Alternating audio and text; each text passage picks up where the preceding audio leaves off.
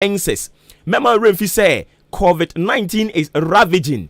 Yenina render yen powerless. Economy in the whole wide world. Uko US crowd ya. Omono, I can tell you say omu chesikani bi kure gumu because omu yi billions of dollars, trillions of dollars. And omu yi ye minimum crano. I know say Joe Biden oyi almost $19 billion. And omo infuse into omo economy no just to make sure so omo economy no are stable. And now omo cut down omo expenses. But ye baby say who say the situation here in Ghana no is it the same?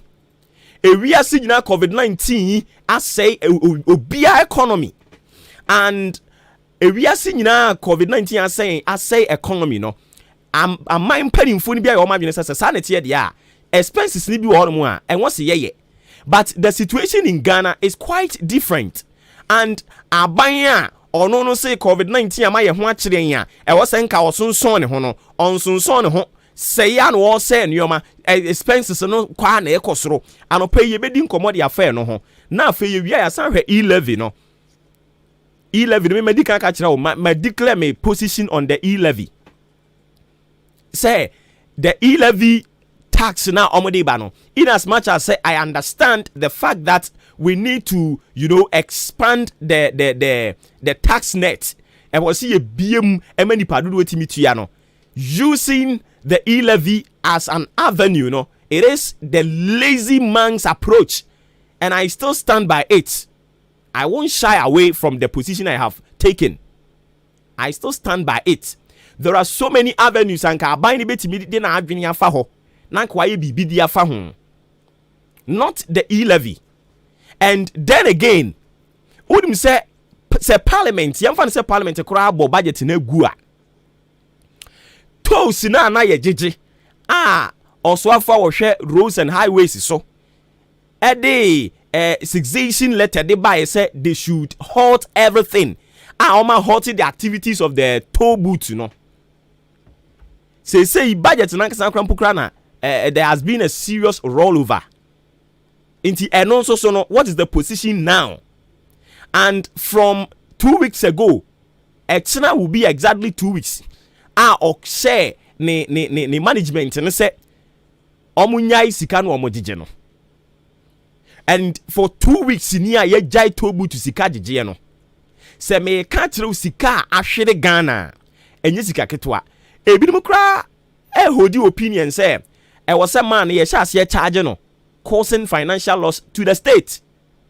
Yante hwemfa ho PNDC law I kasadifa road to ho so essaying. And ye probi ya ye koyen anim kakra no oswafo no ye in charge of roads and highways, and even the NPP general secretary was defending say why invoke any law, but or exercise ne executive powers. Inti executive powers na ama Ghana hweka yabo enya kaketwa nka tobu tuni da so hanka at least ya jeje sika kakra for 2 weeks ni sika abo man no enya sika ketwa. And do we think say it is an ideal say ye be substitute toll booth money collections with that of a year E-levy no? And E-levy no more when you bra when ready budget no, you could see say even government flagship programs are or per se really government initiatives programs are a year government and any signature. Oshe akon sika we yi dia to more person expend there. It means if they are able to collect E-levy no, they will get huge sums of money. Say sika no mubenya no half of it ebe tumi aboa ma ban no na ni so ade hunu ono no all can ebe tumi abam. But you see emwa no ye jai wo mko adidie ni ma ya ye nka bi ngum nti no we would have to compare enyomo ma ye dada na fe ye dia to sisi ya ho na e bi say ho say so the money that they are demanding, the money that omo a plead say we should give them no, are they really gonna use it? It's another question. And we have a lot of ranks to do. And cocoa pension schemes also no. Yade say no so ho aba asem papa. And now no pension be sign ebisa ye ho asem kakra say Asin North Member of Parliament some kind no Honorable James Jechi Kwesen. Honorable James Jechi Kwesen some kind no Asin North. Udim say Cape Coast Circuit Court ebe kan say papa no na ba no aye to ye no. Yen san ko to biom. Be pem na wate ho asem biom. Wonte ye ai because otama assembly the Cape Coast High Court ho e de call Appeals Court. And Appeals Court no we animu chen High Court.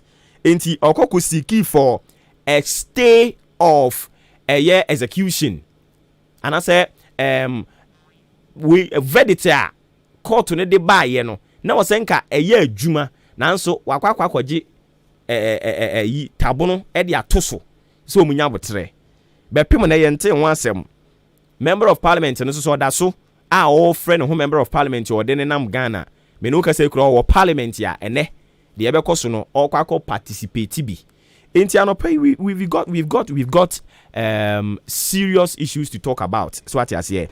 And in the meantime, no mamemfa with that chinti and to us so Emma before we come back and do this one. With that chinti.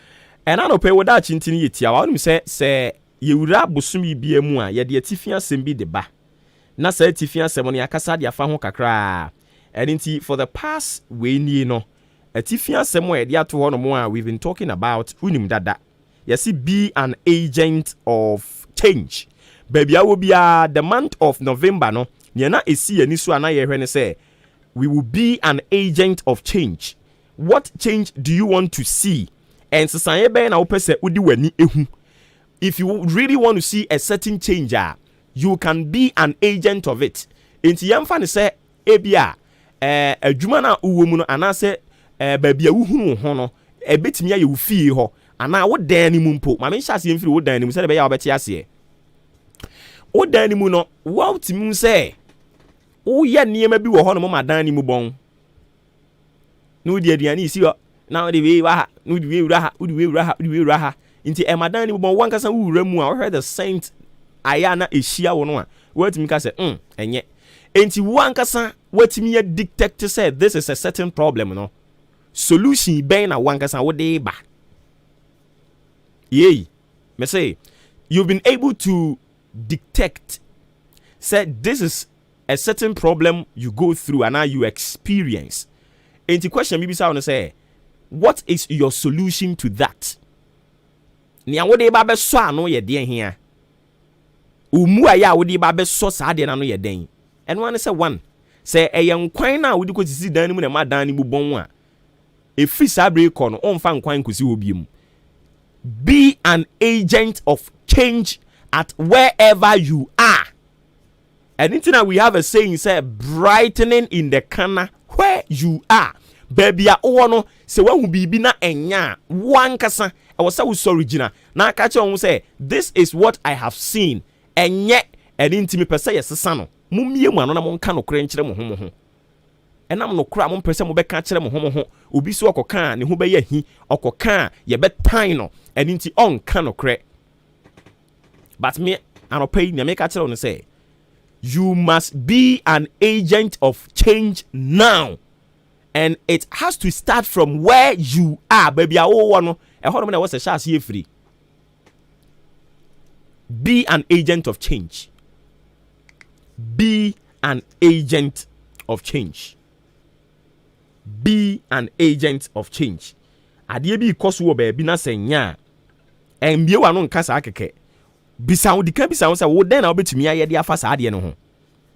Okay, se me ye bibi fa sa ade no ho ebetumi aye yi ana. Ubisa won sa question no na umu aye no ane a animanimu ya na waye bibi e de afa ho. Be an agent of change. No one any betimi aye ne said ya wo pe wo ankasa aye ne said ya wo pe na intumi mo 25 minutes after 8 live on Ahinkan 93.3 FM and ye benada November ne da etwa to kra nti ene November 30th 2021 unhia biem ubehia November biem na 2022 ubeshia the month of November 30th to say now na eye 2022 and it dia me sade aka wo that hunti dia ma won say make hay whilst the sun shines. Make hay whilst the sun does what? Shines. Na emwa dia wo se wo ye bia ne ntem emoto ho ese bresa daje. Procrastination is a thief of time. And if you really want to do something for yourself, you got to do it now. You got to start it right now. No time to waste. You must make hay whilst the sun is still shining. What that's one kwa ahoden wo ho. Dia wo betumi aye bia wotumi ye. Ade na wonya ni sisi ya na wo ba to ho. Unim wo kyena sem. Mebusem kan say emfa okyena enhoahoa wo ho.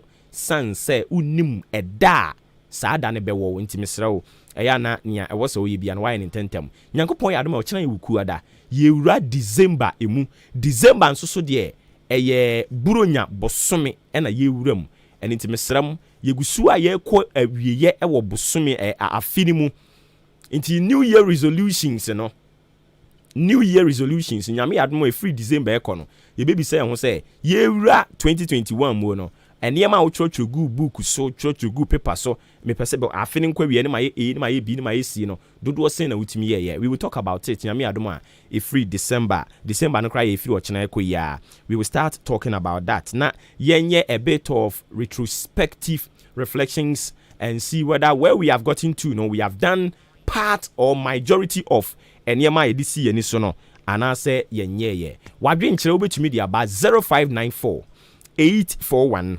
044 0594 841 044. Unfortunately, yesterday was the birthday of the former president, but I didn't see anybody like Ebiasi Ehu.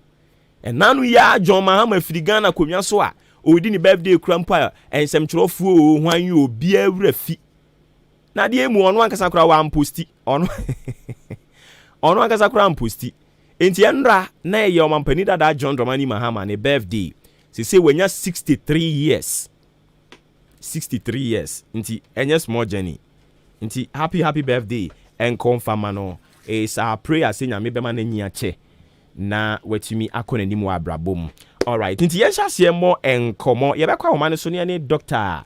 Sam Wolanyo Mensa oye economist wa bene papa ye ba ne sikasem ye nkyerechire mu bia nte ase a opani wo mu adaje a wa bene pa ye nko na ye ne nkotwetwe enkomo doc oti ye nkan no pay ya mo ache amo akwa baba henkan FM so yo mo ti say nyame adom na wonso yes adom okay ye da eradia se papa anopedia ye ba won chen a 2022 the raw over budget ya akoso ewo ho ene parliament sign e reconvey.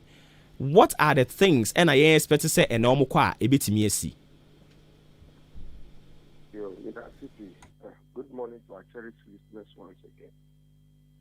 Sir, budget is a working document, and so it clearly shows the policies and programs that are binded to Yaroli in a particular financial year.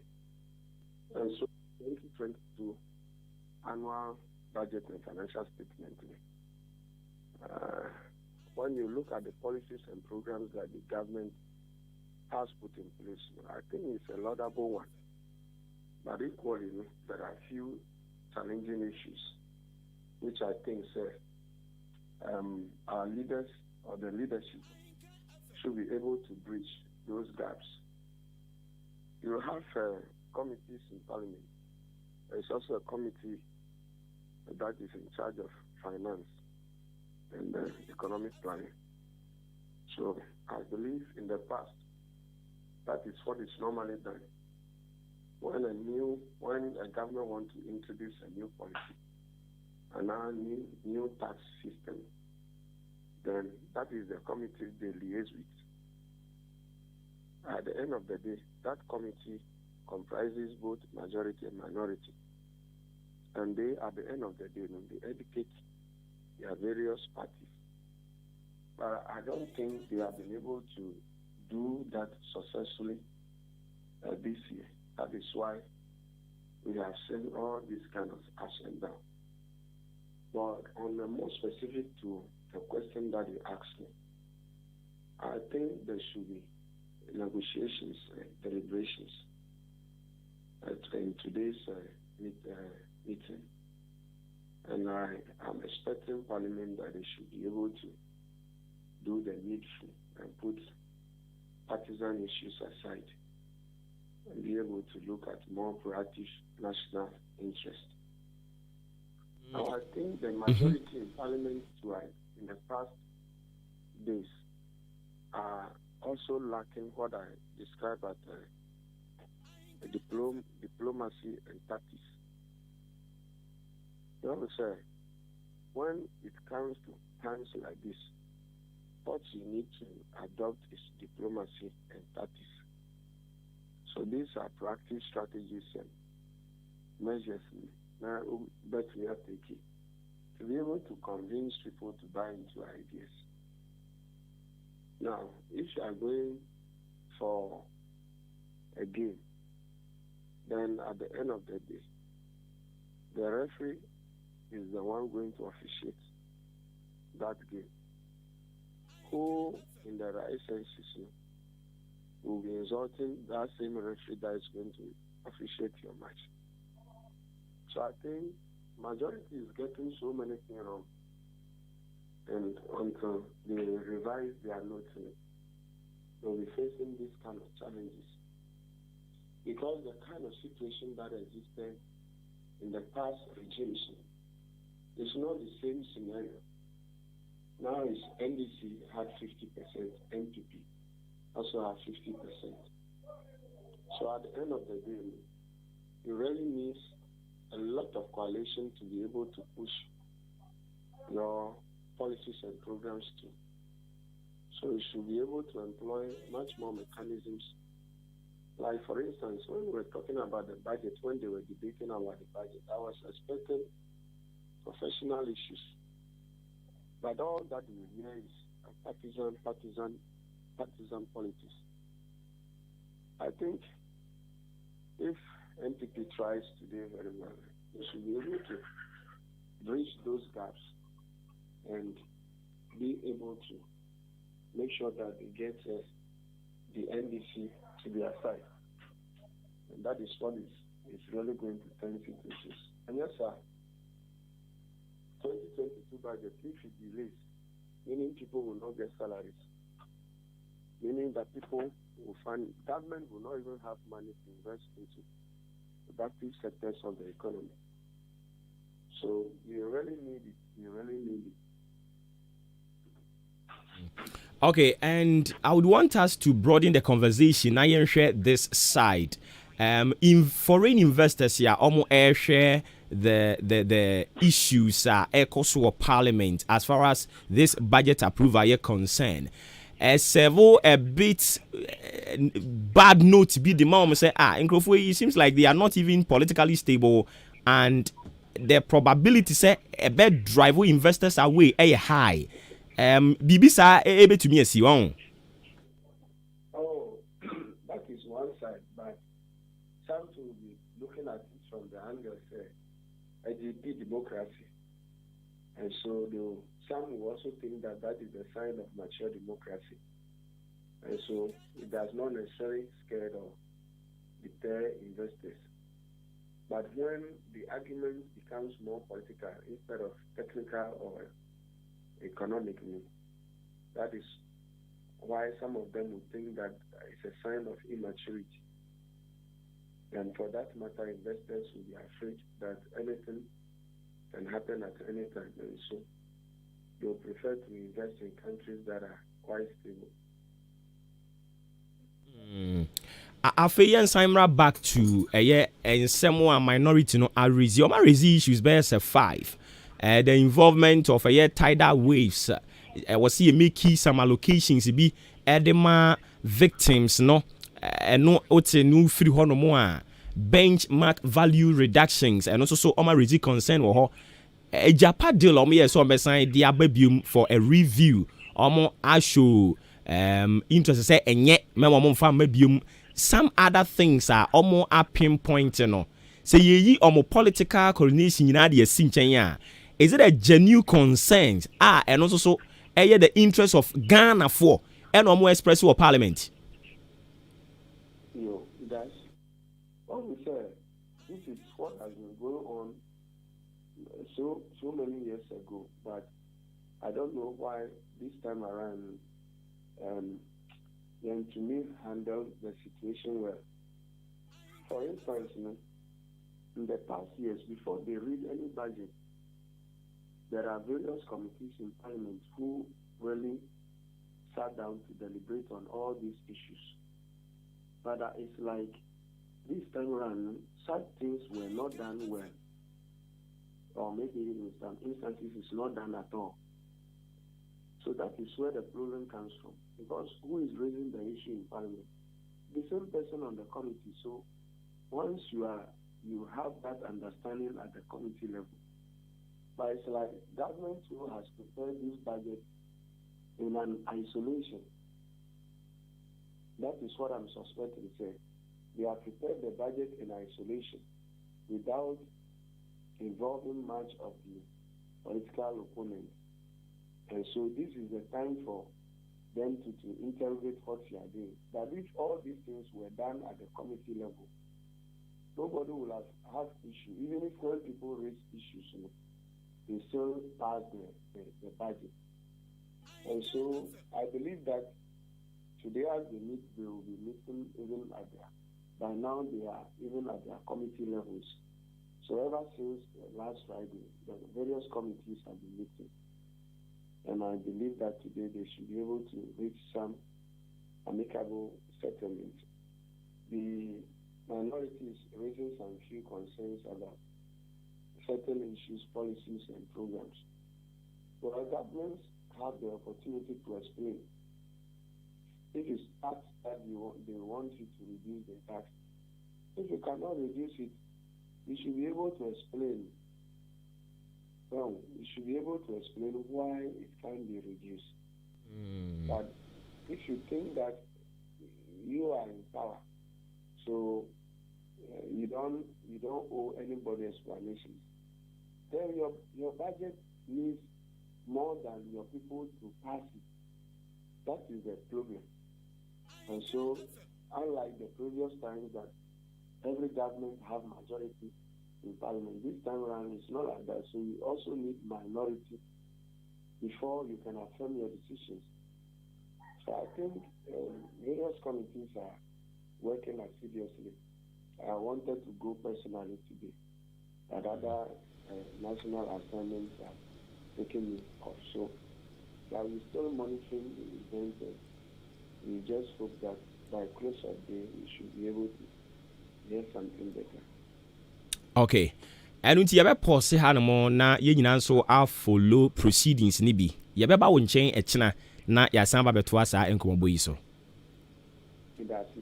All right. Inti ye ni Dr. Sam Wolanyo Mensa na ekotwetwe nkomo no oye economist a wa bene pa ye ba no sikasam ye nkyerechire mu obi ante ase a otumi kyerechire mu ema obi bia etumi ti ase ye da se bebre and ye da so our parliament honomo me ka kire say the posturing of the majority no it needs to be checked. I was so mo hwe ni yie papa. You know what, as we speak now no, the NDC MPs they stand to lose nothing. Me say NDC MPs, you know, they stand to lose nothing because the misfortunes of the ruling government, you know, they will derive political points out of it. One, Timami Sankabium, me say opposition MP NDC, no, omubenya political points, omubenya Ghana for anyone munyam because as we speak now, no, eye momo MPP4 and I'm on a Ghana for social contract. And the social contract is for 4 years. To renew it or not to renew it, you know, a brand swan. And I be hunu. And inti niya yesre NPP MPs, you know, and min blemu bebre because as you see majority rule no international no nyansunsuanso kakra e wo nwumedi ahodo a yedie mu and sometimes because of say omo from home majority nti ya na eyom say they are absolute majority but omo nim say omo ye absolute majority. Parliament as we stand a near hang parliament and it is a would take key decisions bi ano a near me was a year adwuma a consensus building.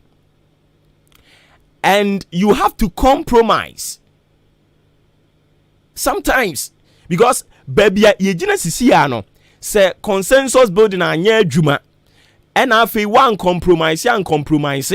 If you fail to compromise on certain things, they will continue to bully you like they are doing, because to them they think say when you fail they will win. That is how it is, and it is politics. You can't shy away from that fact. And into the majority MPs, Mungu said we play more as well. We are maybe some no more prayer. And we go see ebe kamo. Yankwa man so ne era afo Menu Benjamin and konko drink more businessman or sign economist. Yene ne kobon komo kakra yera wote yanka no pay ya mo achia ba henka FM so. Wadaro ma umpo boko de. Nyame adom yenso ye ho ye papa. Wo de asem bi atudwa asem na de atudwa na ye de papa. O sra ban ne se o sre no a. Technical training se betumi a onhwe kwan obefa so obe modify no into industrial education. Uchiri mu sen. That's the amanchia watie fo nyina.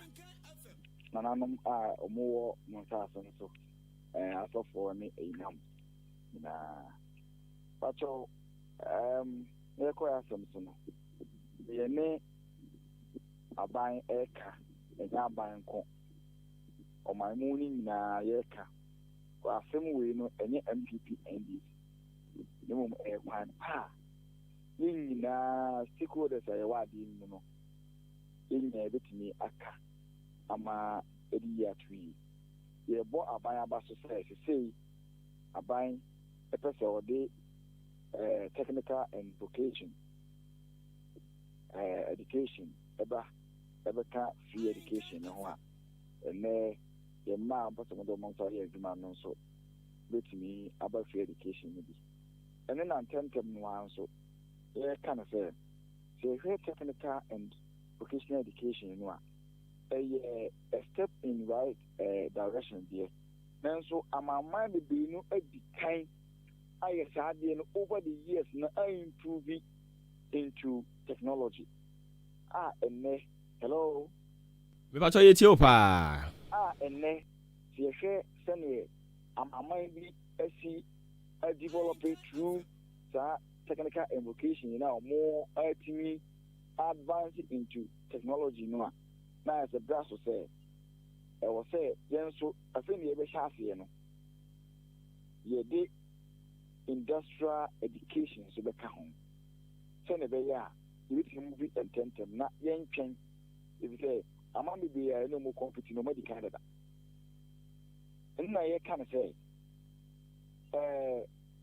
I bind. Am I in and I say individuals, and I thought, say, who does why didn't you know? Did you say?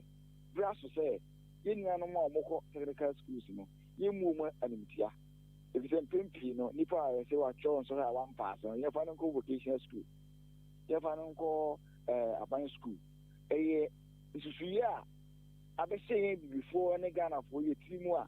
Am I a good uncle for imtia? And also now, Kufona, a abro for now, you're from developed countries, on my net pajama. More your bridges. Omo ya kwan omusi adan tenten tane ma na omusi a emesin wi na ene omo bo dan tenten so no a omo ye no ena ma ho no atimi develop ya akwa animu no yen oba bibi mu hade a utimi twiro na kabrofo ana French a na ma certificate ayi busa de ko tane ma entia entie pese abandi industrial education the town na e kana so we ka say no ye dade. Industrial education, there were so many branches. I just didn't know. If the air can say, to see, or say technical and vocation in Badia, and you're not brown, no, then say, they might a mobuno, aqua internship programs, attachment programs, industries, a war mining, abandon one district one factory, then, Abba. And so you must say, they might say a mouse schools here. It's me feed industries now. I can't compare the more industry. If you put be our 3 years experience of working. Already in school, no core, let's S equal to 5. This experience now for industry one.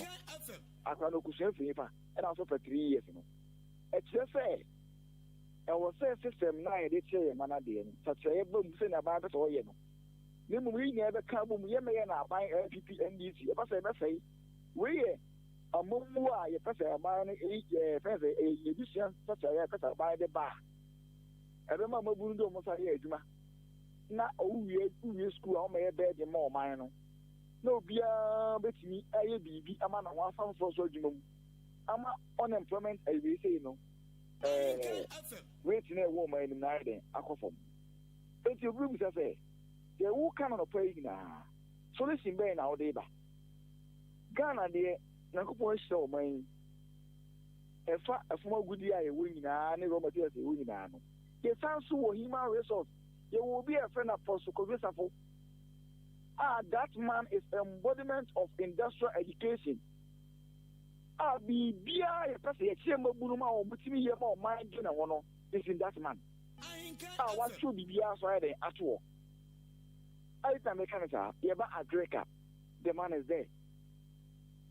Yaba soil research, the man is there. Yaba organic food, and Jagrekina or Imojuma. Yaba medicine from weedy side, plant and animal medicine. Yeba, your friend is saying, medicine, the many plants are in New York, Yeba automobile, Yeba electronics, every aspect, a friend saying, robotics, robots are a TV Juma, the depending where Juma, the man is there. Data science, the man is there. Communication. Okay. Okay.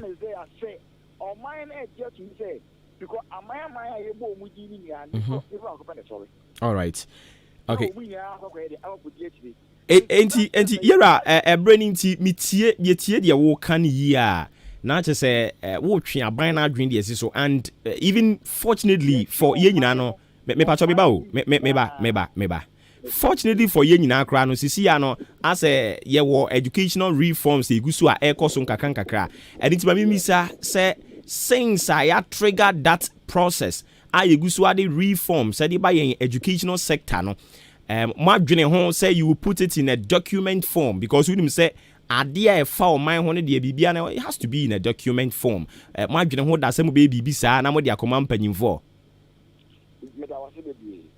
afia ye dey sade we tuga no apana me kana nsema so odi kan sha afia ebo o man kokko e ka che o man say ye man ko kwame kuma University of Science and Technology area omkwe bibini ko engineering wo omumra no ho practical na nyema no makosua eye book mu nyema na entimi fa nya hwe no omumra mesua na omuhu practicals na fa nka ho na different entimi traffic and develop amplify on traffic entimi nyo no anka sala de ye pese ye mano esua meyi wasam no ye pese ye mano omusua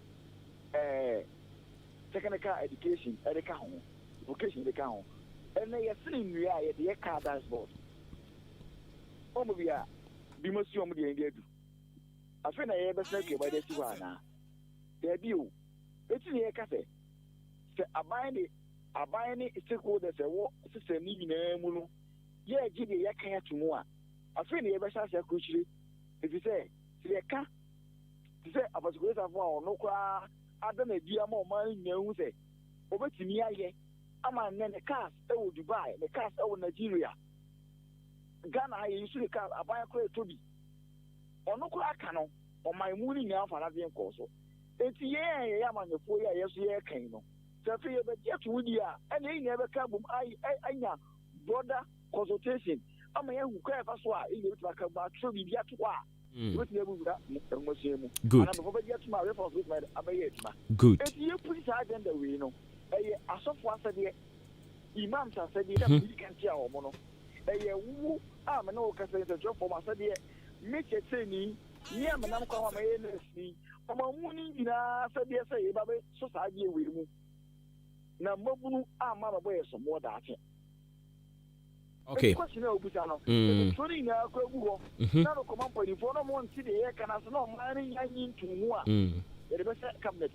Okay. All right. So I think sir, our point has been made evident now. Inti yedi besi ha bibia ni ebesa ba bi ma no pay da se obre no adaje.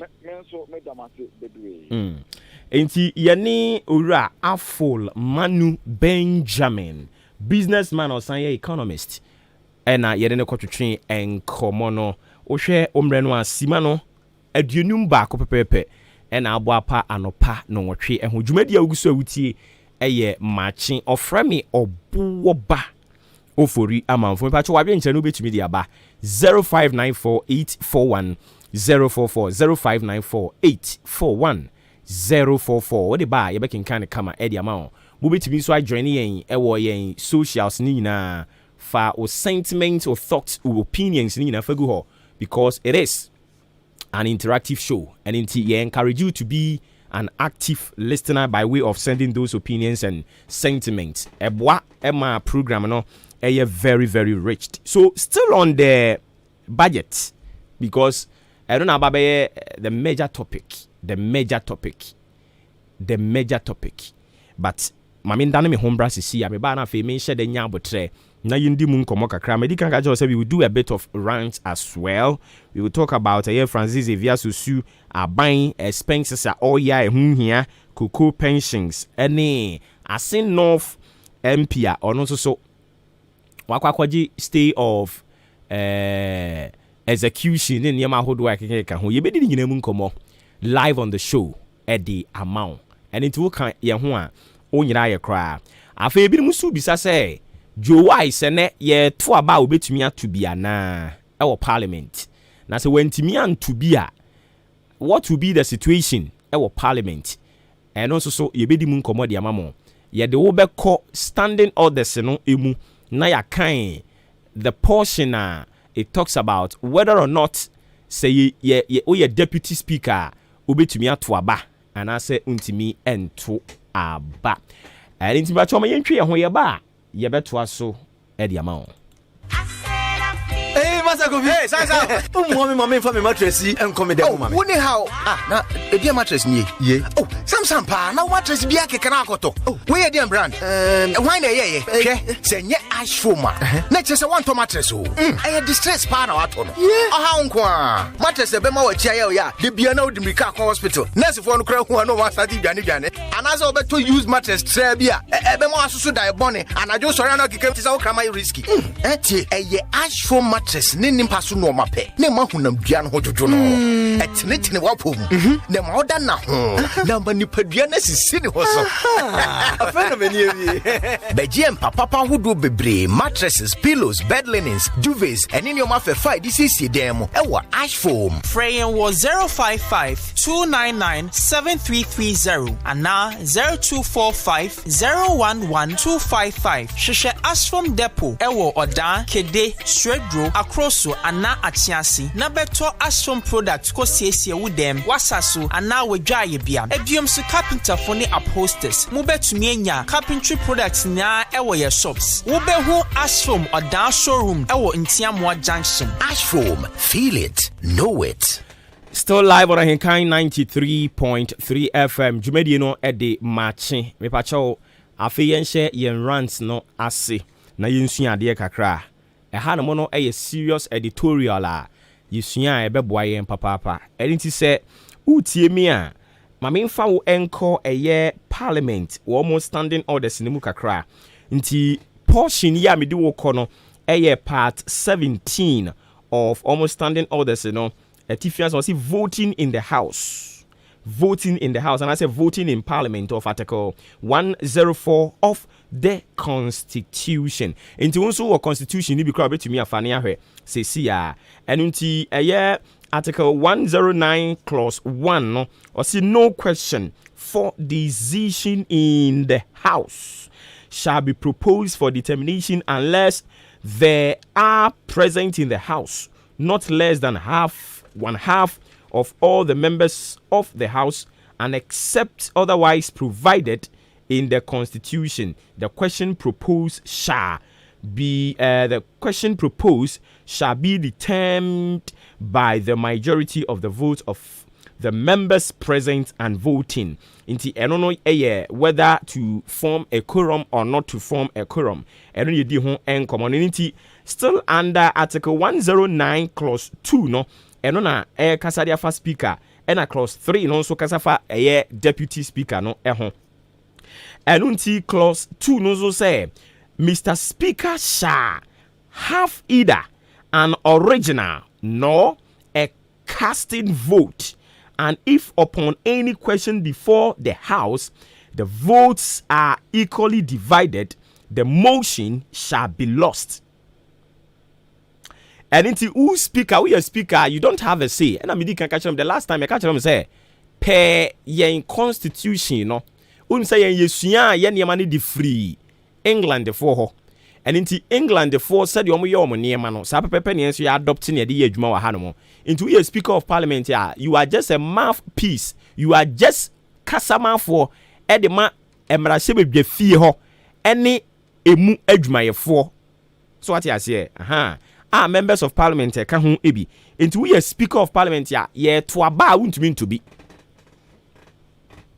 Casting votes, won't be and to be.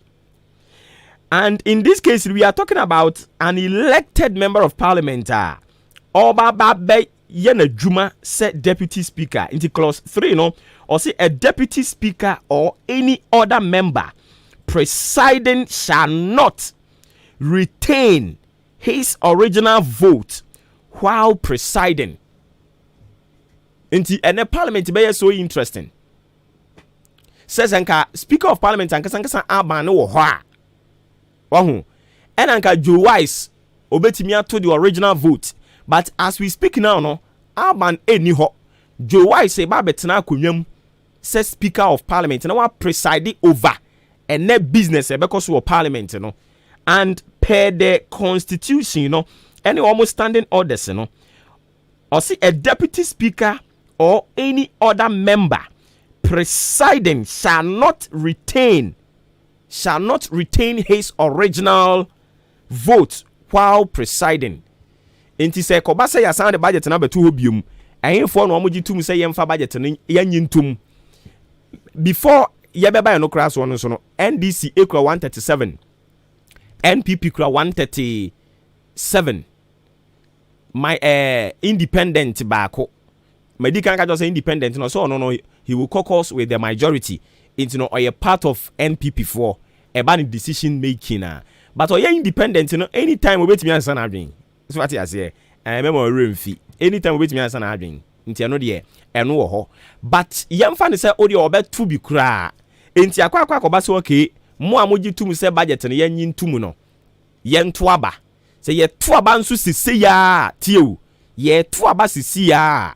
137. Mema remfi say because of say Joe Wise eba betina konwam a preside over the business ni vote wa wasn't kono so to because or represent the people of Asante Bekwai. Sa vote no say enya de a obetimi retain sa original vote no. Intekoba se yento aba seriously aba ne be pai se pai nso a tie dia constitution no eka e pai a no question for decision into I'm reading the Article 109 Clause 1 or say no question for decision in the House shall be proposed for determination unless they are present in the House not less than one half of all the members of the House, and except otherwise provided in the Constitution, the question proposed shall be determined by the majority, by the majority of the vote of the members present and voting. Present and voting. The majority of the people present and voting. And NDC for decided say 137 yen na bekwa adwuma. Ye konso ayekoto daabi.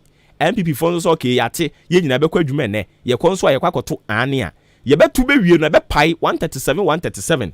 Ena constitution nso kire say ye to aba ne wie na obia anwini a. Na te say enya de asa decision no ebe adwuma. Eno na clause 2 no eka ho asem. I say, Mr. Speaker shall have neither an original nor a casting vote, and if upon any question before the House the votes are equally divided, motion shall be lost. Motion shall be lost. It's not to say, omobesan kwakoye enso enyi, but eneno na nka omu nyina ye present you. Ensunsanso a efa ye koto aba. Yemfa we nko we di on tebrofo we di ne ho ofe we ya asomasi ba MPP enem ahunu senka mo absolute majority a nka nya nka yete hu ni o a fe ne madane Ghana Blasters o mo kwa kobobo a e wo se ye tena se calculation e we se we yi we free mu na we ni we bo draw a masa ye kan mu ntie no dabi na mu behunu ye kan mo se ye time ene da ho no now, Mamin free and also namimra the posturing of the majority in the House. But he can't catch them say NDC for stand to lose nothing. As far as Ghana are concerned now, catch them say it is their duty to be part of the governing of the day, blah blah blah blah blah. Yes, because we are representing the interests of our constituents and we have the right to blah blah. But as we stand now, and I say as it is now, no, the NDC stand to lose nothing as far as elections are concerned. Mami kodin komo we in Branson. Yane Yeras Stevenson Anane Boating Ekobonkobo or your national president the Ghana National Cocoa Farmers Association. Yera Oti and Kano pay Yamuacha by Kan FM so. Umpumbo Cordier. Yede radia se ya nso so yate mo nsem amwa residia ma ban eduru baby kwa de minim mo kire mo adwene se betimi a pension ho anwan no kra sa 1% onyi fi ho any a whole lot asemi ba abonten so no ye ne yera fifi buafo nso twetwe nkomo ama ono nso kire se ne awo ye bebrebe ni nyinara ahoye na woye because wo be kan se sika bi a omde mankrofo bi no wona nke yemfa ma ho ne manage no kra bi was asemi mu yo mi bisa se kwa hina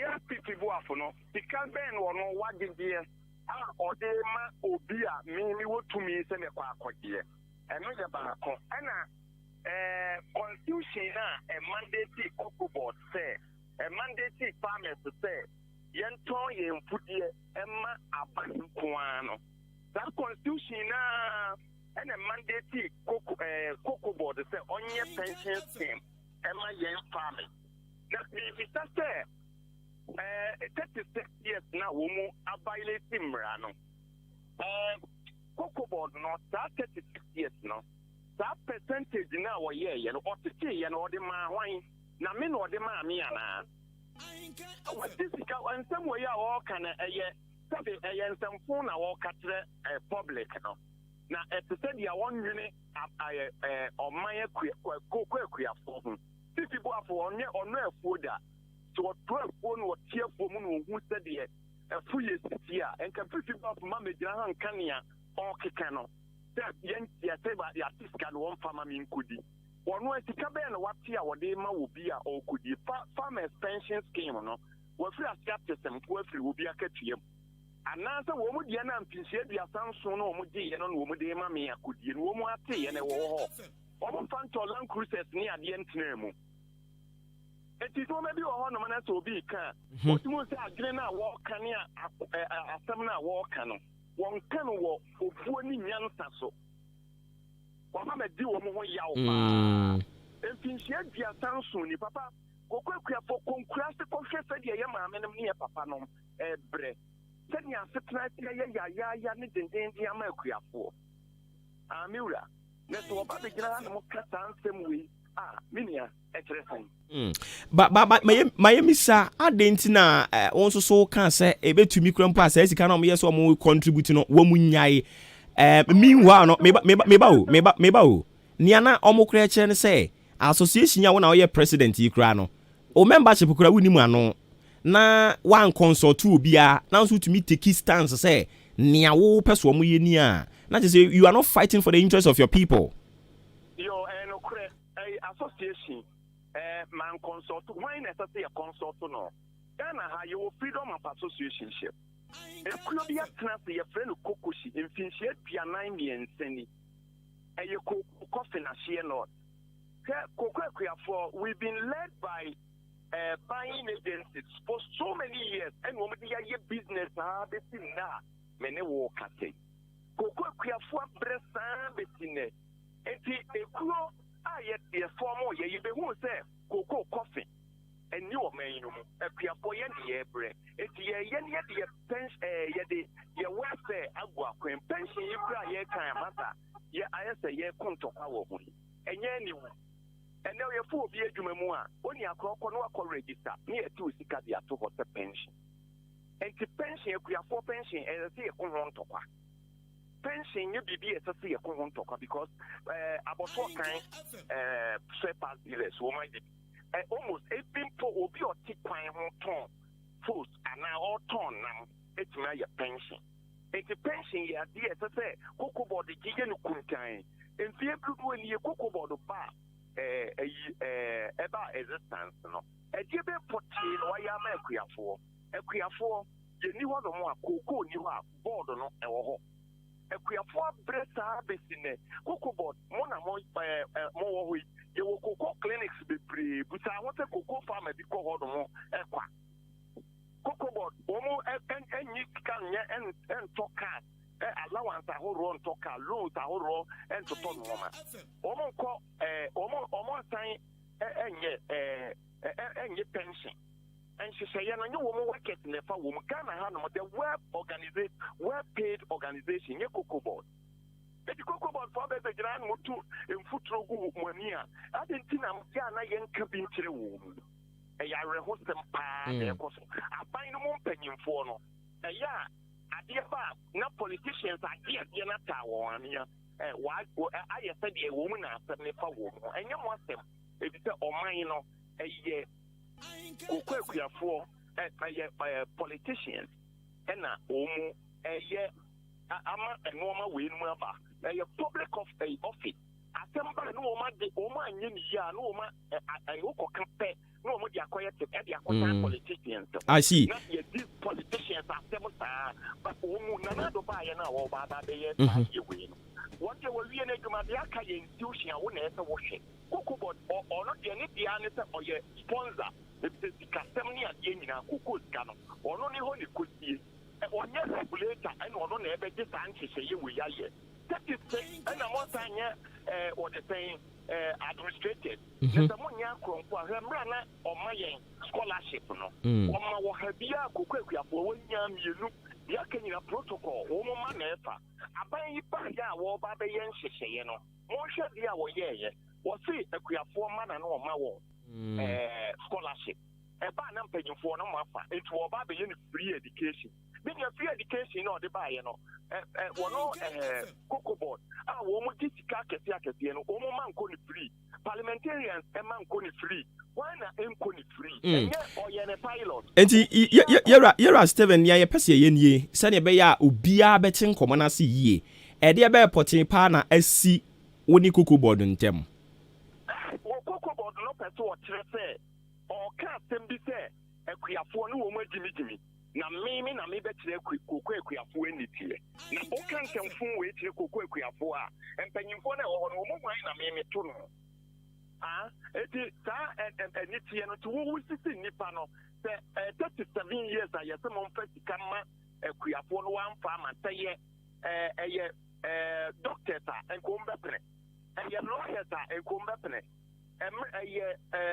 or the say teacher one go mo bepne emrana last year papa ye ko kwa ye to ye nyina sika wo bia nsa kan ye basa sika ni ye tuane ntaku ensempoa srako ene nka prene sika ni nyina hye what to talk kese na mudi de kuafo ye wefe emfa mo ho papa ye ne wo mo kan ye nka se koko bodo mfa na adwuma no a o ye ne makoko ku ye ni nyu ye say ye wefe ye pension ye sika na nke ye ti atoke ye ni se wo mo nye entika ye informal ni na ba ye na mbe hurisi mu na mu hu se PNDC law no ene ebe bumu fo se kuafo ye sa scale ye pension na and ye informal na and I'm also obeyama ode me be no pilot me be ni say aban ye ni baby no ka wan ka so ye ni pilot what in up buy wan ye ni pilot what if free education buy wan ye ni pilot even health insurance ko Roman for na pilot to first time aban no be so wan ye ni pilot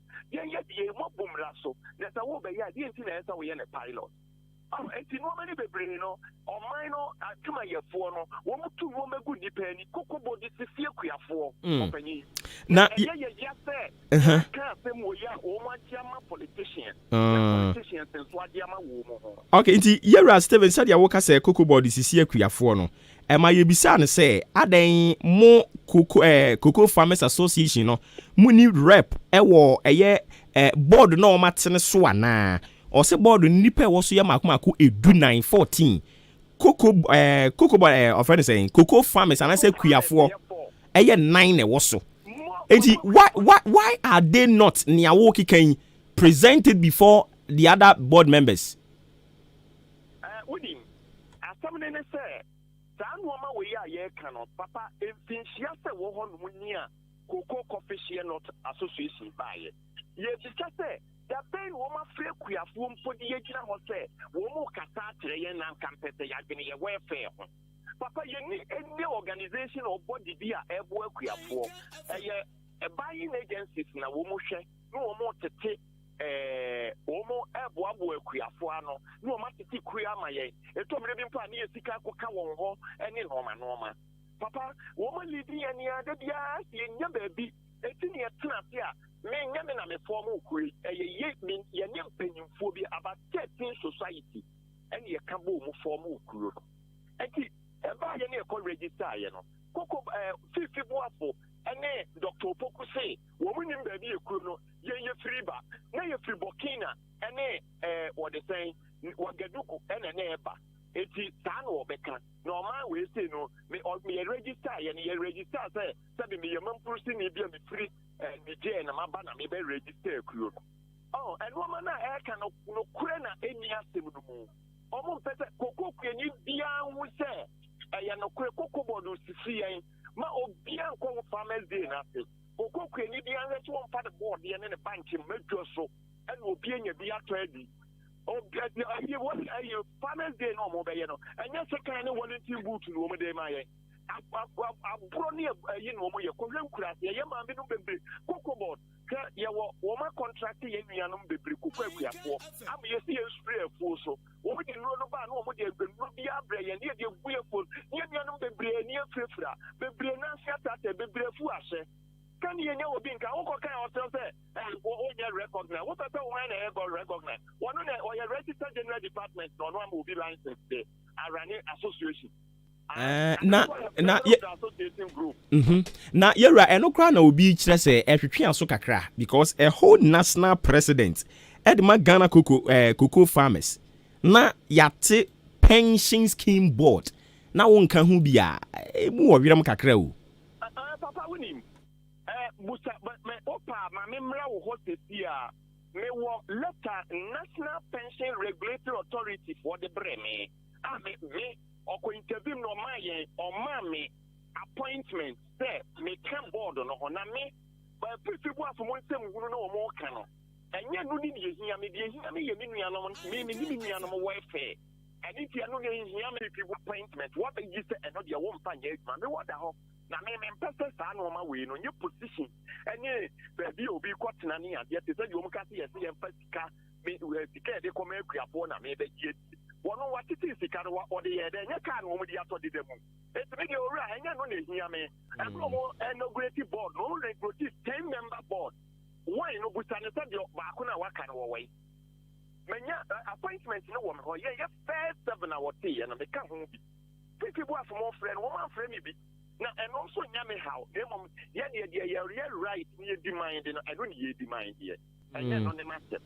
Obi message out.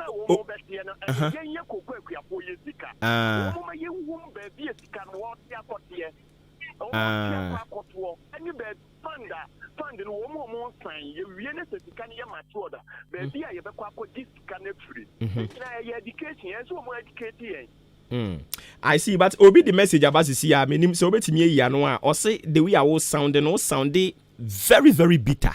Who you bitter? It's me a bitter. Almost to see at me a bitter. Nanyamin Kwana me a bitter. Farmers, cocoa farmers are bitter. What do I want to walk at that? We are parties and near a choir with the person after from now. When you come to a young and better, young and mother, you are the liberation from the mind that started here to and your woman's apart. Because he had brilliant as what man will move you. I see. Enti me some final question. Na nyame adom e kira yem to ankomo we so copy mu fiada. Farmers Day na e bar mo be kobi. Ye de yem kobi. They so be kobi no on kobi. Na ye Ghana National Farmers Association ye kokwa kuafo anya kasa ye kabubu ko ni de yem kobi. Ye ntia yem kobi ni say ye Ghana ha nyina kokwa kuafo ni ake ho abomu. Omu ko wuti so na mabobon kokra na omu tuhu nyina pepa no kra no. Omu ko pension, omu fa pension association e won kan ho. I didn't know the press for butter. I didn't know what for your blesser. So, I say, yeah, I am yet on the LPP by air position, and no fun of me, I am a crier. As you say, yeah, so all my say, after the Yabadam, you have a different question, you are not to fun, I cut off of you, say, or be for that, I was gonna have. Because I let the system now to see as the system now, you know, so as a one was one now. And then the idea and the Joseph Foreman and the dog room, a woman who say, yes, you could work for, and then we are done. You're here. I don't know what to say or done has to work for fire and say. Not just a Odi in our craft fra. No, we are mobile. I don't want to scholarship when you are there for a and you didn't man for scholarship. And now I'm to baby. When you're better than money, near a super crack, near our walk, a pemble, and a cannon, and you and the idea. I'm my bread. Now, mammy, would ye? What the central for free? Be a semi platform, a mamma, more common some you. And I make us say, be as a baby platform, a mamma, ye dear king.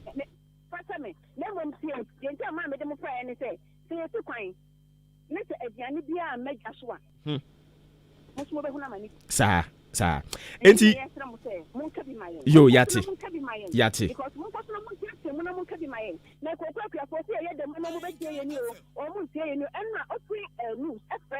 na mse yebeka foka yebeka to the man for yebeka ka well and na tipu kwase yebeka kum na mon ade efe no ebe ya mutan because musu yegini okay you do me some and you kwase some no ade akra aban and me yesu ni tani na hu say to kwase afo yesu to e ma yen fitness waba and akoko bodo for ade to toka ya kese o mo fa ade twemplan ma kese. Okay, enti ya beda si bebre nyame ya adom e kina so ya beba na yedi nkomo ya kopim fiada. Enti nkomo na hyase no na ye ne Yura Steven ana ne boaten a wo ye national president at the Ghana National Cocoa Farmers Association. Omo chese pension scheme no ayede yatia ye ma wo mo pension say cocoa board omo contribute only 1%. Cocoa board omo contribute only 1%. Eno na mpanifo chese omo bu afu eninti omo chese say aban kwan fa sika omo hu dwan wo mo no pay yadi mu nkomo no e dia amamo no. All right, so bringing the time check to 20 minutes after 9, still live on Ahinkai 93.3 FM. I will certainly do the ranting and sana mama but before we do that, let me acknowledge our premium sponsors for being part and parcel of us.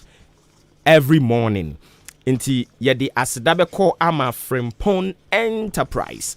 Frimpong Enterprise say menkantre obi a otie me anopai say Christmas ena yewure mu no yedi Christmas ibu kasi yedi agro nyame yadom echena ne yewure mu yedi bronya obekọ chenkrofo enioma wadofo no bechom nioma a eye Frimpong Enterprise na wo se wokọ na yen hyehye ngu basket mu kama nti yede enapa behwem yede padlock behwem yede scissors behwem sobolo yede behwem indomie ne a wo beka biase yemfa nhwem ne yede behwem ne address ya ye hampa ne kama na odi akọche obi e wo se wo de ekọkọche no eni nti yeto nsa de afremo Frimpong Enterprise ewo the ground floor Madarina Hotel ewo Achim Odan me pacho o obefre yen ewo 0244 897525 0206 473953 0242 111236 Omo beboa papa edwuma omo bontie from say edwuma wura K Asenso Limited senkonwa no nia wotena mu abetimi dia dandan wo ho de yedi nua papa na aye nia eboa wo amadwuma bi a wodie bi atimi kama K Asenso na mekamfo edi amawo Osi amfa ho ne se de omudru sitie obenya oso no de Secular Dabraka of Iran Clinic Kaneshi Flamingo Road dey Zango Junction hwa obehunu K Asenso ewo ho fraying ewo 0302 257209 and 0302919739 Ash foam say we carpenter ni otai eye stuffing chairs na o stuffing chairs na oye no ubehia cushions any foam sheets edi edi say adwuma no omebema obi sanso na open mattress papa ni pillow papa adaso duvet towels towels wardrobes ne bed sheets and I say bed spread mattresses dia upe bia no wodi wani chiri mo ash foam wo mu depot ahodo ni nyina won sa beka bi eni nti ye wo kede ye wo suadru ye wo crosso ye wo chiase ena chimo danso ye wo Intiamwa Hotel Junction fraying e wo 0552 997330 0552997330 and 0245 011255 eno ne number be free ash foam no ma jo so kama pa nyankopon ya domo a on the 11th me ka on the 11th na makai yira chumesi of a chumesi a wo achema wabo o se on the 11th ne baba obi baba bewa no inti wotun sa fra hinkan fu nyina momere bi inti yira chumesi mayemo mabaso utumi wo ba na wotete no ema obi gitum so be ware no a na awofo no ya de inti Mr. and Mrs. Chumesi mo wa chima boabo maame afia bruni animu ho a nyame ya dom on the 11th ya ba beta amachi kama e wa Assemblies of God asore ne ho mo ya de mo mfa henkan FM so ni agro utie na wia no pa anwumre de suom time bia eninti ye beba ena no ye ko yi ho omo friend saying kakaku ye ko kakaku ayi na se inti ye beba Mr. Chumesi ye beba on the 11th ebeye memeneda eninti nyame adom a Saturday on the 11th no a ye ko agya Chumesi ne ba no aware no saa memeneda kro no a ye yesi won mo ye ba be kire se de yenyen enwa enyam faso se de yenyen enwa enyam faso eninti utie me na enwa no opese won so ba besua se ne yenyen no ne enyam faso di free mu a me pa chow kasa tenten toponko eye ahenkan FM adwumum na be ba be fa forms 50 Ghana cedis fre 0244 878763 0244 878763 na efa forms ana se ahenkan FM adwumum ha enkomo bi akabia ibedi ne kama pa nyame yadom a 25th December eye Christmas na ahenkan FM susu benya afe pepepe ne senti ya yesi ya beti ehu agu monten so anante kakra eninti ye hwe wanim so do ntuma baboye dia no ne akonante kama ya make available t-shirts obi obeba bia bi ahye mepacho anopa no nsia pepepe ne nyina atwa hiem ewo ahenkan FM animu ha no mo a ye betiche obi atade dia mana na fe ye de nante no ahyehye so ye bedi kan nante aboabo ha ye wi a ne ye de ani akyirem ewo Achim Odan na aye kama pa ye wie ne sa no ane akohome kakra na nwumre no ya san ba biem nwumre ne de ye ba ewurade eye keke ebe yire papa obi a gina mu bi maka kire ma me afia bruni se opewompe wo regens ahye ne che saa da no opekora ebeku twa ne tia ma ne kama no ate asim ye ne ekro no opewompe ogina mu dendendende ma me afia bruni ogina mu and it mo ye identifiable group and I say corporate body na mo be pese mo de mo ntoma be boye dia no ne anante mo mfre 0244 878763 and I say we ye company o pese o be partner na ye bo niema no ho dawuro de ma wa onso so obetumi afre sa number no 0244 878763 and number wadaroma obetumi afre. Fellow citizens, I ask you to be citizens. Citizens, not spectators. Citizens, not subjects. Responsible citizens, building your communities and our nation. Let us work until the work is done. Enti ebi mu bisa se Asin North MP Honorable James Jechi Kweisin na asem na akosi sen se na bi kan ka kire mu no asem ne hyase e wo Cape Coast High Court ena Cape Coast High Court no the report and as within a verdict eba abontin se opani no enya de a obetimi ato akoso afre ne ho se or a member of parliament the man from Asin North abato empesu so opani no na lawyer fo ante ase ena omo de asem ne call appeals court say omo pe stay of execution ye ka say stay of execution ruling na high court de ba ye no omo ko ka kire appeals court to say there be from so ba ku mienu bi ye den e wo sa ruling ni mu eninti omo nhye sa ruling ni say enyina ho eninti appeals court no so guarantee sa prayer no ema ruling no as we speak ekonkon ho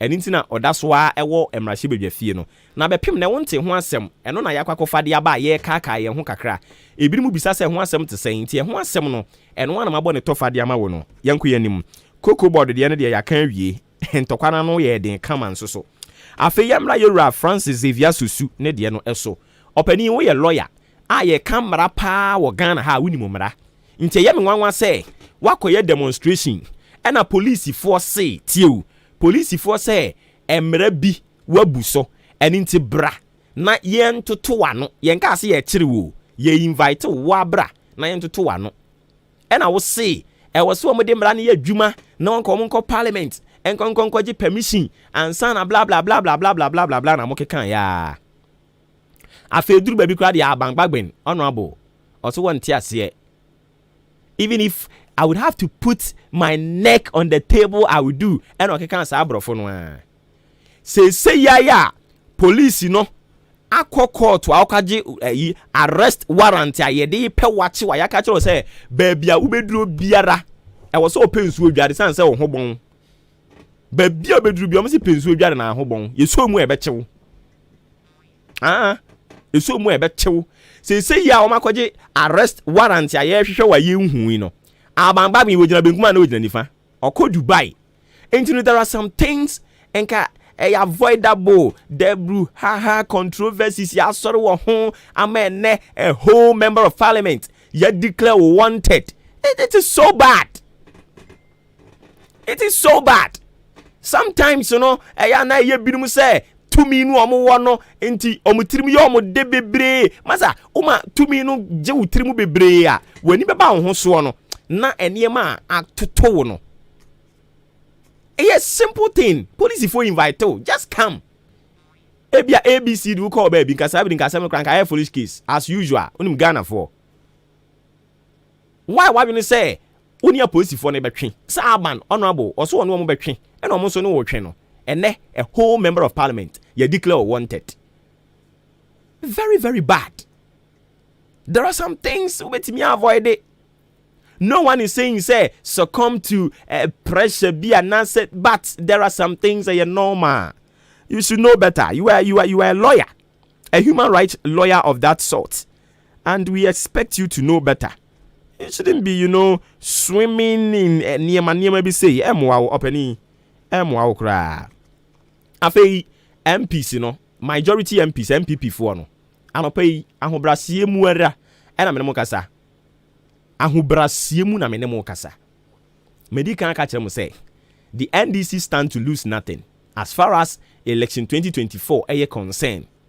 They stand to lose nothing because now no Ghana for any damoso because mo no mo di tumi ahye mo nsa enti ye osuban ni abrabo bi wo no mo say emprempren mu gyaa mu eya na mutiri ya mo dedodo se mo ye majority but mo wura fi mo ho say number no ye pe mo number no eye pe obi dia muru obi so 137 sam ayi independent candidate ya ma mo mfa ne hoahoa mo ho na mo ankasa musuni mo ban ene mo ne from 169 and aba 137 afei ma a independent candidate ena mo ya na mo di mo ani ato no mo ani nwu e wo se mo ani wu because decisions bi a mo leadership ni take ye na amoamo. And on this note, you know, I am telling the two ahini asi ahini in the MPP. Say for now kwado omunye nya wo they say funtum from omunye nya wo ma fe no mo ba benya sa delegate no sa delegate na mo beba no the current leadership no you guys shouldn't maintain anyone. Omu nam no mu bu be say ni okonsuo no no wa na gbo hina. Look at the kind of hectic situation almost bad decisions, you know, Amamu go through now. And if you don't know, the fate of the current administration, you know, and able determine whether Ghanaians will give you another 4-year mandate. And it is our mantra now, break the 8, break the 8, break the 8, you know. We don't break the 8 by words. Into the crop of leadership the current crop of leadership no you guys shouldn't maintain any of them. Munyo opportunity no. Momo nyina nkotena fie na omo hunu decisions no mu take ye no ensunsanso no e de ba ye no omo so ehunu ho mframa ni bi. Won ene bra mo bre. Ade bi won man ka ye simple but you will continue to struggle and struggle and struggle and struggle and at the end of the day no e was say we compromise. I was all compromising. And then your NDC MPs ni bi wo krampa budget no truly they know say the budget is good. But because ni nuanom ka say enye nti wo so no so okoni nuanom afa. Na mo amhwe bra mo bre and see that what Ghana has say in the history of Ghana parliament.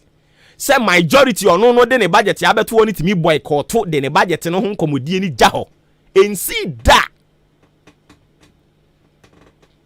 na mo ankasa mo mampanyini ayi candidate say we na me person ye speaker of parliament ena mo amu twa mo ho na mo tutia mo amu nipa. Look at the kind of situation we go through now. Ma hu bra mo bre mo nya hu hwe yo aka mfie miensa nya hu hwe tina ne apan mu betwa bi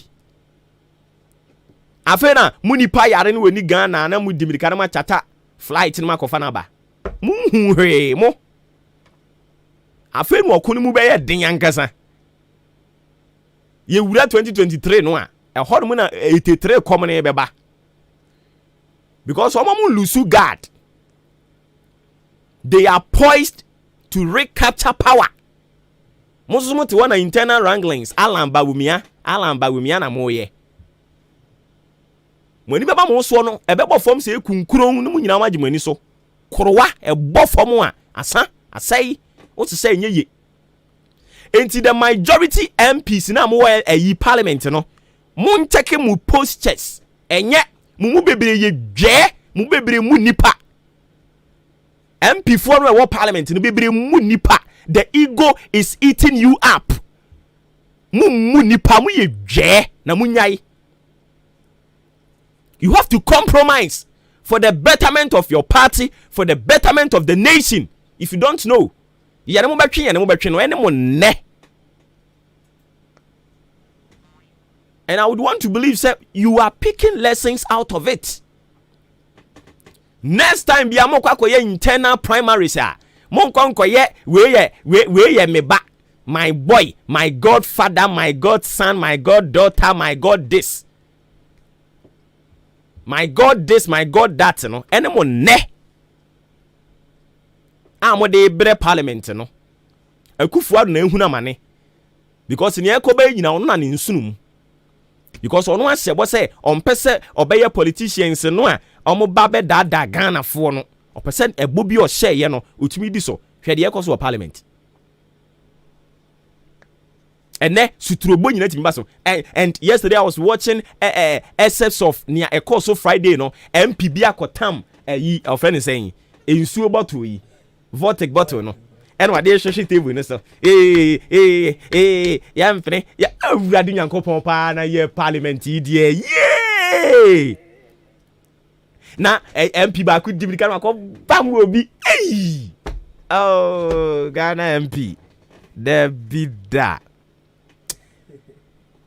and we say nti we nyina akọ so MP no okura vortex for bottle no and what they show table no so ya mpre utimi so ye jama leader bi o na wakogina ne ato abama no jama leader no wakogina ne ato abama no na odi akotena parliament odi bot papa panimu o de bottle no hwehwe yi ni so saa ya mpre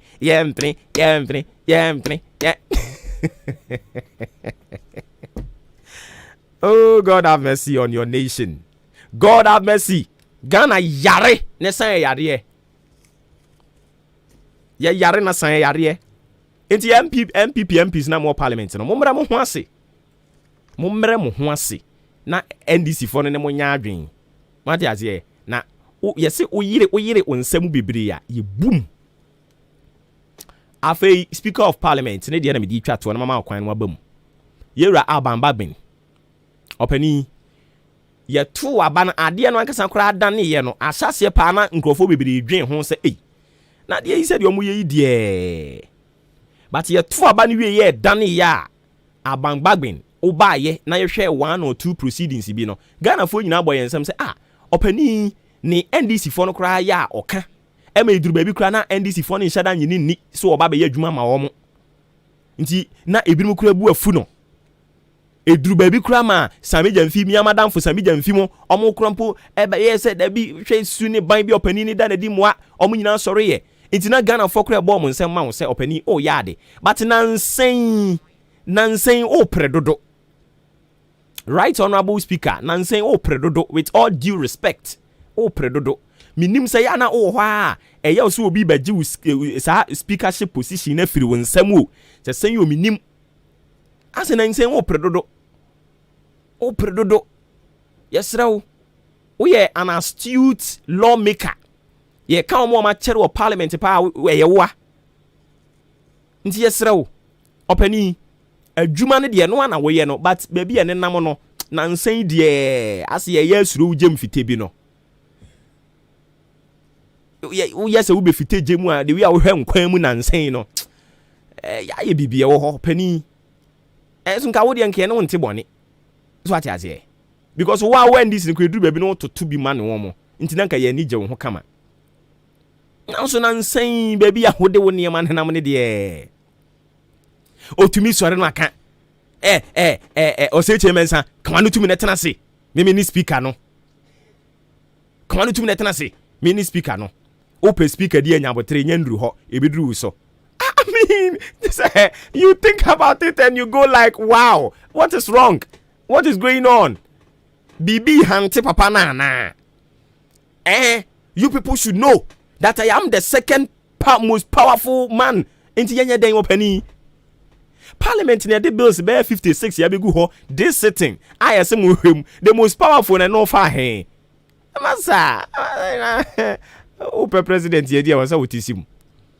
Sani ye wura dufu atiasimu no onsu tisim bi enye parliament na adi ba be di president ye pa cha obibre e ho de a serious business na ye ne ho yesrewo anopa ma wie ma me ma wo kwan na onsu bra mu bi na fe ye nko yanim me ma wo 20 minutes mon famfre.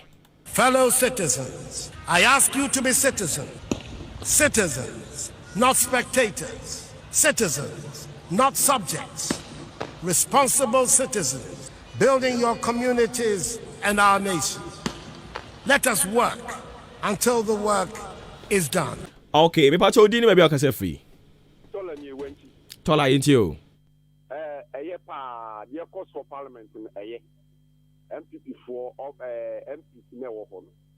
Almost the years because if you see what constituency, then you didn't ban your pay a penny possible see yam pay acquire bukata and some pay in the city and some families in the economy. What is the make up? I was saying, a man in your one MPP for no.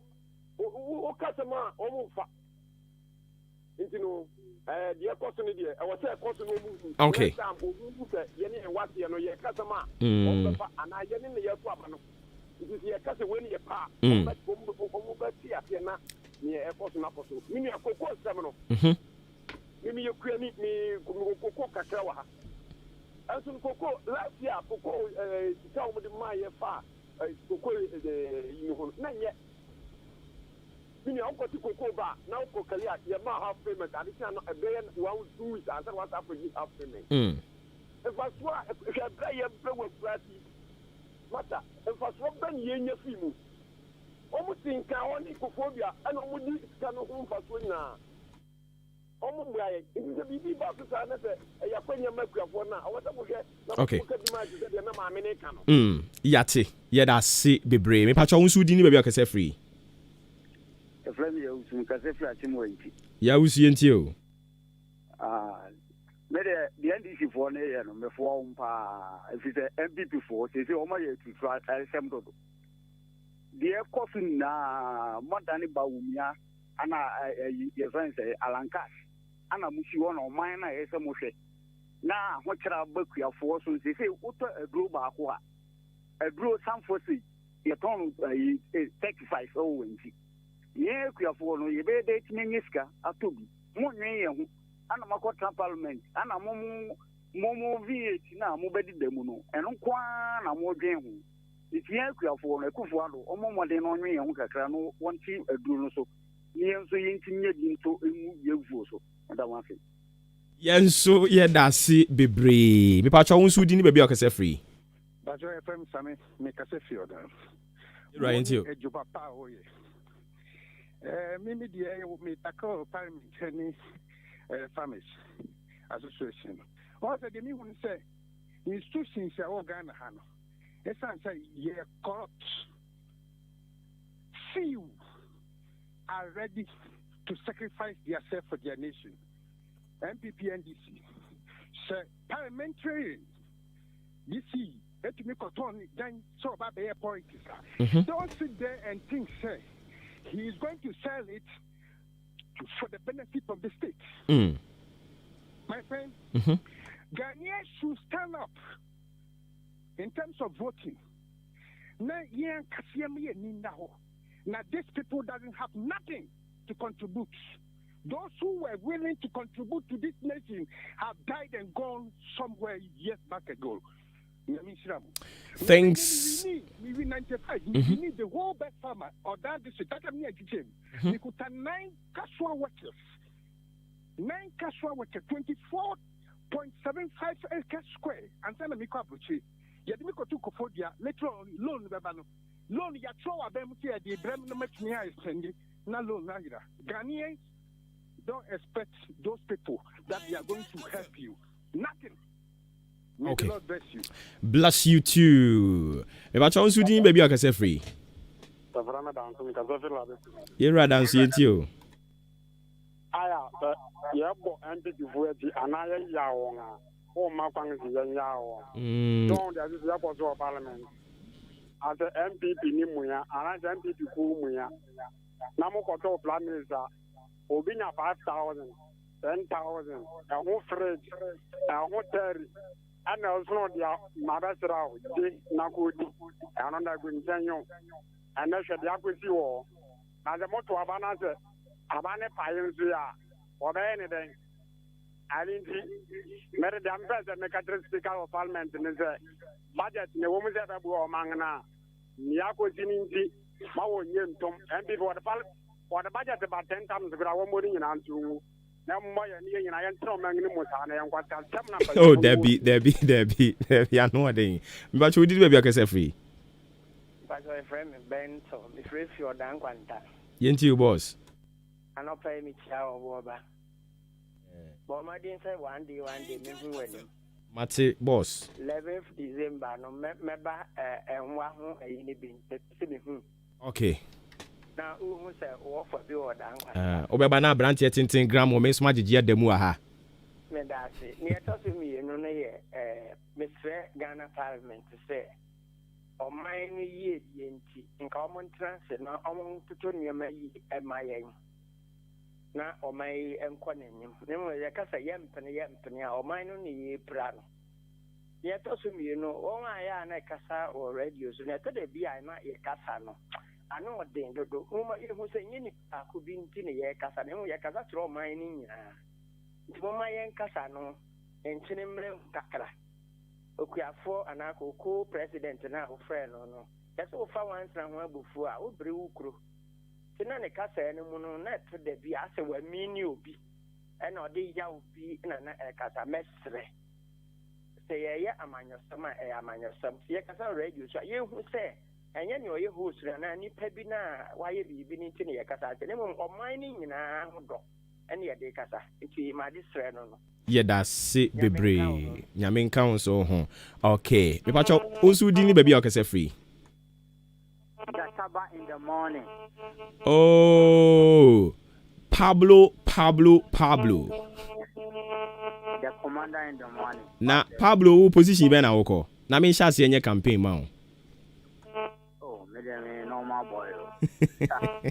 Yenti we. Enkofu bi etia Pablo ahoma no so me pa cho di ni be akase free.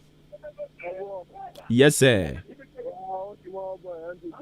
MP3 mete won ka che bibi aboko. Ye de radio ase. MP.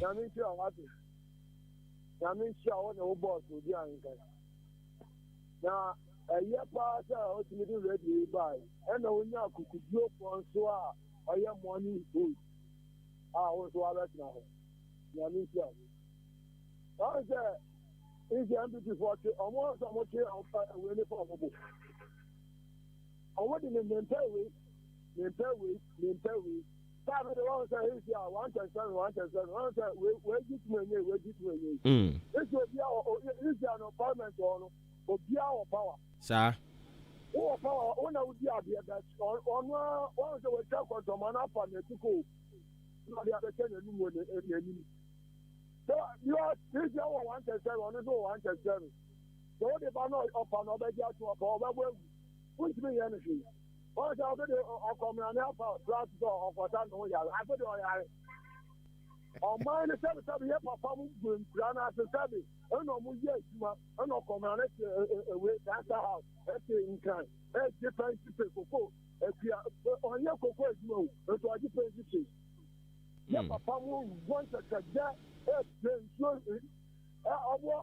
Now, maybe I mean, but a young person, we are normal. We say, I never quite ever do meeting of it. You see that champion time.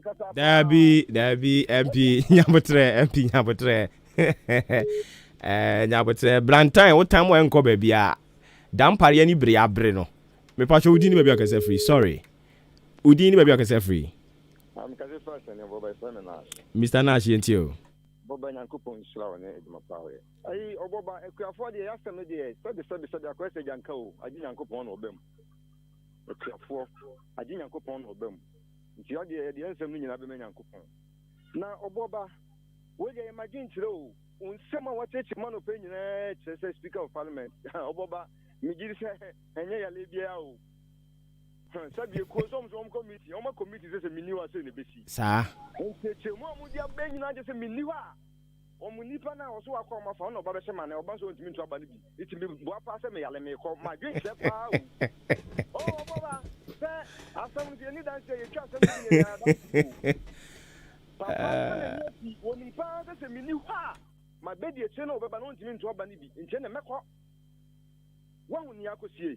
na now can be say MPs na bansi na nado na woble me nyini se na nado beble Obuoba na eye man pani a ye ginidi pa na ye kwan ye fa so abeto abe ti me mu fo se da bi kwan ye bi fa so akọ parliament ni ye ni ho na se da bi omo na me pe ye fa ye ma me ama se ye nyem fa to ho Obuoba ene ye no ene ye ne wait say omo ekọ parliament no omo the live peoples anke so omo parliament ho and then people ye was in this country omo say ye ka bi anya so bi ko ye this kan ye black party no chin sabi omo mto mo ska no ye ye konkwate ye fansuom wo na uti ayi vie tinye ye fansuom ni akọ campaign Obuoba ho ni akọ ye nya hu bio ye hwe party ye wo power ye time ye nya independent be ye 46 e bi asiban party ye ba power ye wo power ye bi budget akọ hwede akọ akosie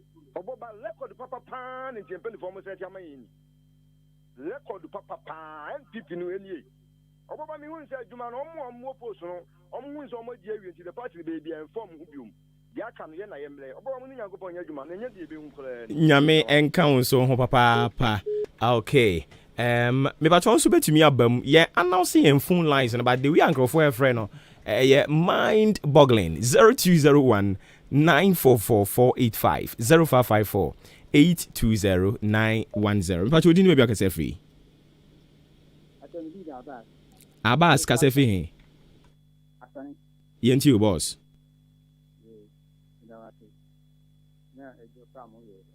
Over one season. A time or said it was too fine. You can on that nothing. You can say on you start any. And then I got Sabana. Me bacho I dey no akasa dey almost so we but I would want to believe so me san dey aba. Omo de bananti ase ye adwuma ye beka say ye to aba. E ho na be yire no. Start am now aba. Na wo mae me no ka say onya mae kra. Obeba Ghana December somewhere kra baby. And I better na ye adwuma. Because majority leader no you can one club and brother yes 167 a year 167 almost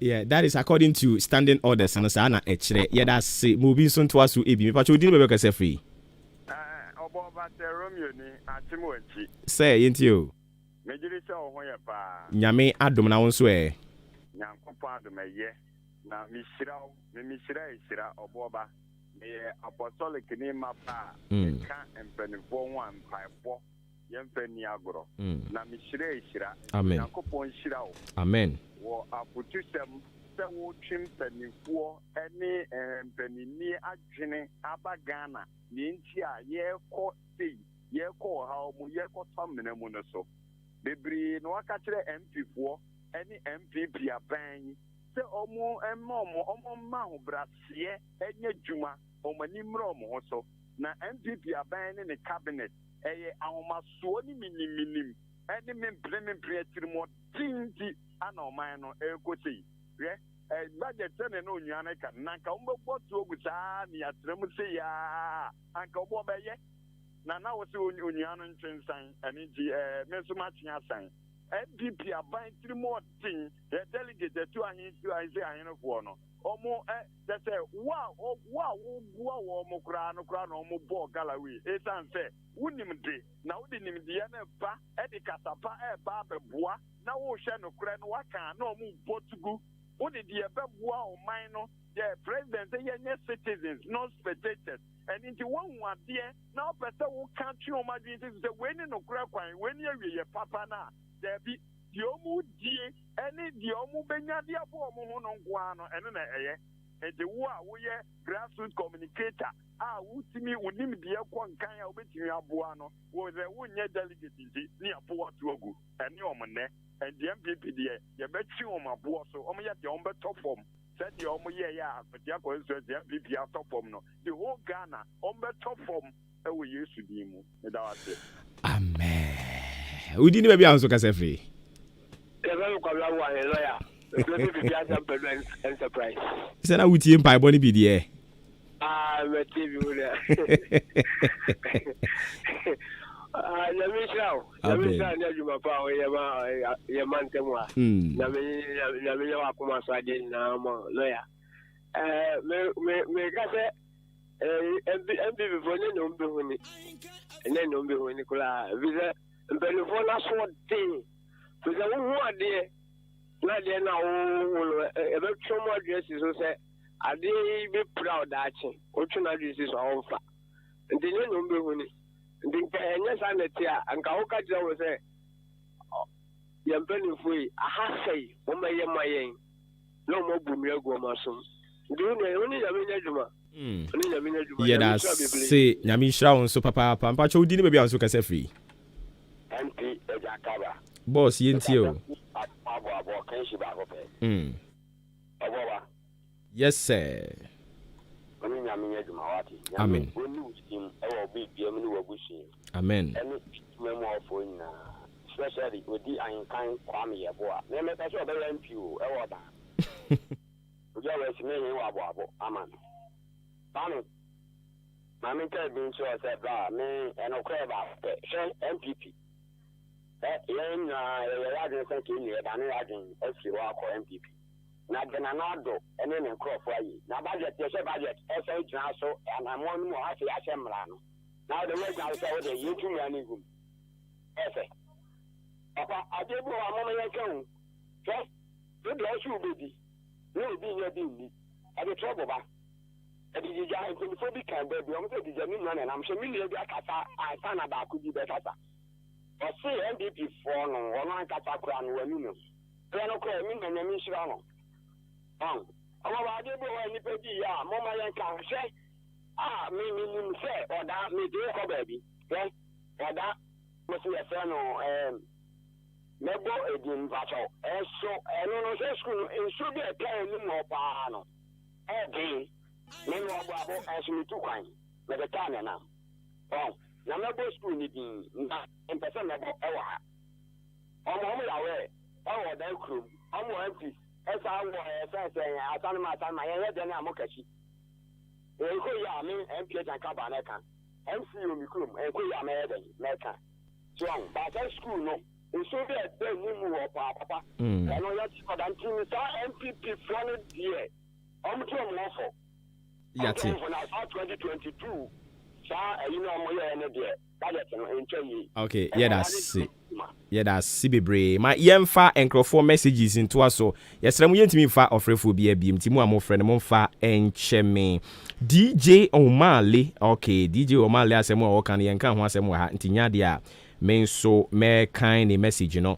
And Nanaba Berima Anthony, or see a henkain or paya sempa, Nyamisha yen.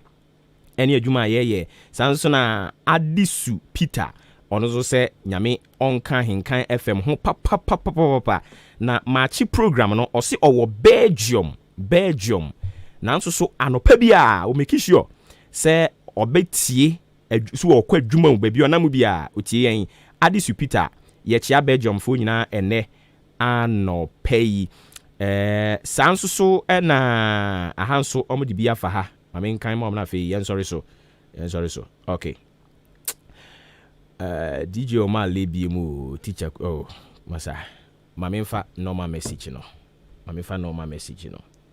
enti normal message na we say MPP party ne de asem o mu ku Ghana o na budget yo omde ba ye odwene ho a wonte ase osi donkuma no baby omu gina no mkoso anyina ho odan na we nipa ide message ni free buy we say me mamwache ensuro gya Obuoba Ofori Amanfo mitimu se adwuma na wo ye no wani gye ho pa na wo ye ne yie nyame nhira wo na wo educate yen wo de yen fa ne mamu ubie yani ye fra me junior mitie odi free odan bangalo nyame enka wo ho se ne be ya obenya hoden na de bia ba be ne saade ama yen ye da si bebre nti onipa na no asande messages ne de aba wa ha no bebre ohere pe anwum bi tum ne yen sorry so na yemfa de aka entwa so anwum de bi nya Woto yemrade isa yema otumia o meyi mu beye de ya brabo beye fefefe ne nupe no ama ya pabe I don't hear sorry so no yama ya kwab na ya dijmedia hodo aka ne so de ato so de amamo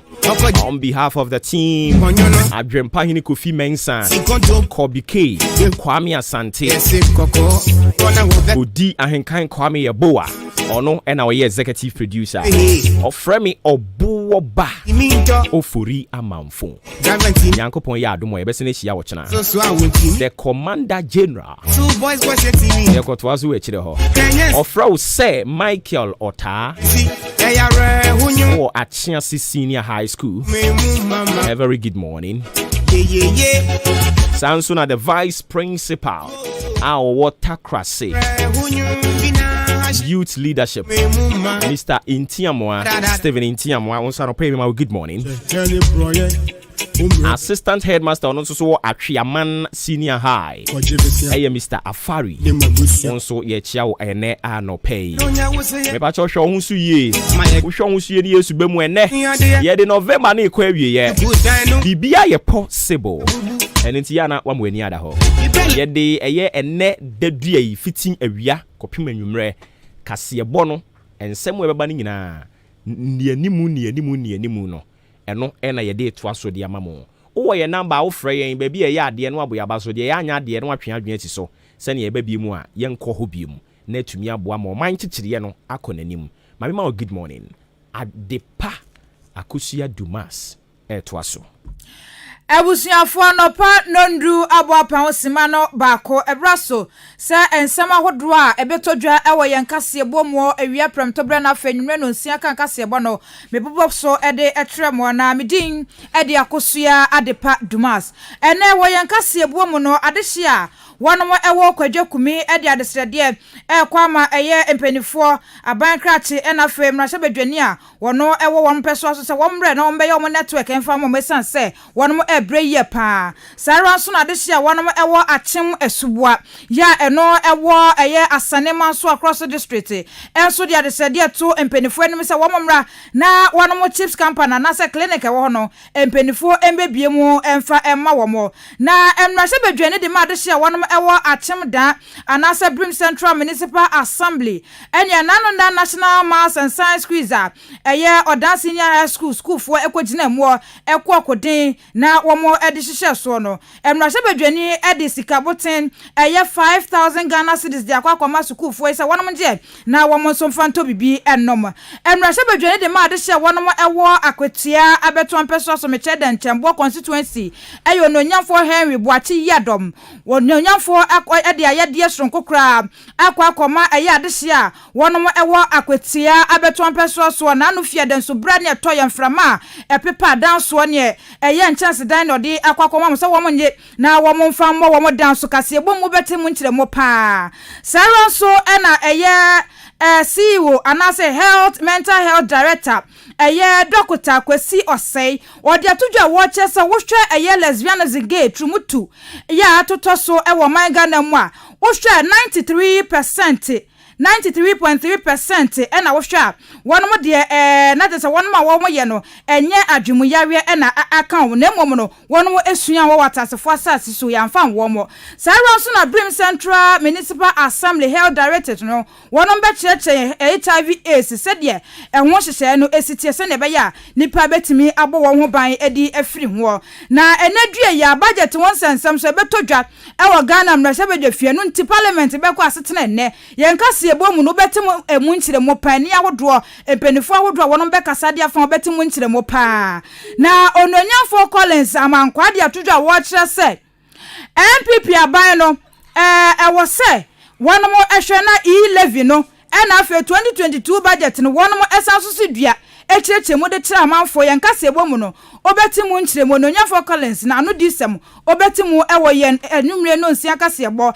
ena afa ewia premtobre kase ebo obetimu nkyire mo pa sara so na Ghana fo dodo na so de atodwa wonom kire se eye E11 na se budget ye ba so wonom akasa de afa wo pa ewo ya abusuma katua wom salary payment wo ma kire wo adwen papa e de afa wo ewia premtobre na afa enumre no nsia kan kase ebo ne kase ebo mo bekire mu nkyire mo pa ensem we na wie ya boaboa e de ba beso mo se kase ebo tew na me amaje penie de kase bote wa bro me din e de akosua adepa dumas kwabna kwasti to aso Ready phone be crane and no ya phone me ya hwehwehwehwe kwa kra me ntimi peke we de me no me ho kra ma ya nwene se no ano no o sorry